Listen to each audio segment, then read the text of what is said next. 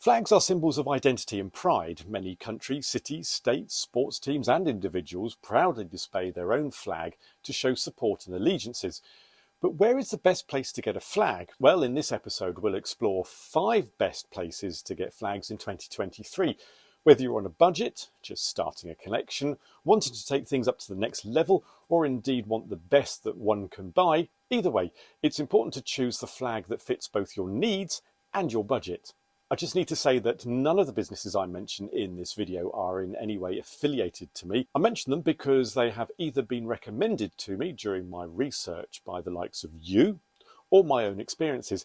Sadly, I get not one penny from any of them. C'est la vie. First, if you're spending most of your hard-earned cash on heating your home and feeding the goldfish, then you might not have quite as much as you'd like to spend on your hobby. Or you might want to buy in bulk. Where do you go? Well, sometimes the obvious options are the best. Online marketplaces such as eBay or Amazon are brilliant places to start with. As are charity shops on the high street can always offer some surprises, but that is very hit and miss, and options are very limited, if at all. That said, you can bag some real bargains with these online sites if you're willing to shop around, compare processes, and go for the best deals. This way you can get what you need at the cheapest price, and if so, it means you might be able to buy several flags together. Some of the businesses that use these platforms will give you, say, 10 to 15% discount if you buy in bulk, but you have to make sure you're buying from the same seller.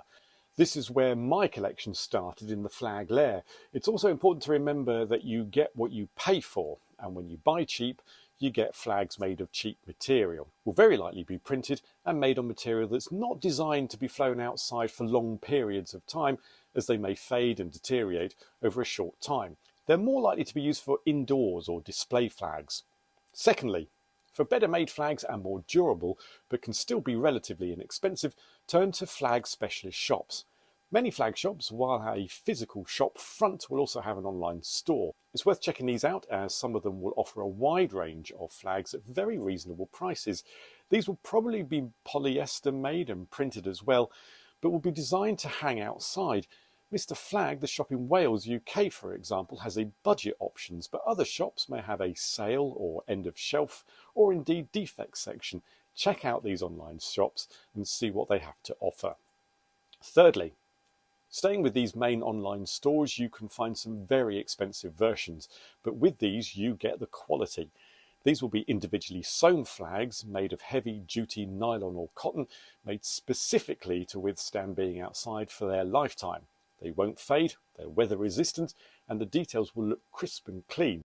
As an addition, now is a good time to state that if you want your own designed flag to be made, most of the flag shops will do this. Some of these will set a standard price, others would need to understand your requirements before giving you a quote. And again, this will depend on the material you want to use as well. Fourth is a variation of a theme. First, you can buy flags from companies that donate to charities like Flags for Good in the USA, who donate 10% of the profits to charities. So shop around for these types of stores. Then you have the green flags, as in those companies that use recycled material to produce their flags, like Harrison Eco Flags in the UK, but that's just one example of many that are out there. So if you want to donate to good causes, or you're doing the right thing by the environment, keep a lookout, because there are many flag businesses out there that cater for your needs. Now, let me and everyone else know in the comments which flag shops you use and recommend. Let's share the love of all of these. And to keep up to date with the latest flags goings on, hit the subscribe button if you haven't already done so. The fifth and final way to get your flags is somewhat different to the previous 4. I'm talking flag swaps. Now, these can be done in various ways, be it a mysterious flag swap where you don't know what you're going to receive, and nor does the person that you're sending your flag to. Or it can be simply that someone has a spare flag. You happen to have one that they want, and you can exchange. Simple. But remember, you're going to have to pay for postage and packaging, so this is rarely the cheapest option, but it's definitely the most fun. Doing flag swaps can be enjoyable. You get to meet, well, virtually, like-minded people with a flag interest, and you get to grow your flag collection at the same time. It's a great way to make new friends, but beware, not everyone on the internet is who they seem, so there is always that risk. Unless you've built up some sort of relationship, you never really know who people are. So with that in mind, I've added a link about how you can potentially have your items sent to your local post office, for example, for you to pick up if you'd rather that way. That said, you can get some real gems. When I've done these, I've always tried to include a bit of a surprise, so I don't always know what I'm getting. And make sure that you both agree on quantity. Don't go giving away 5 flags and only receive 1. That's not how it's done.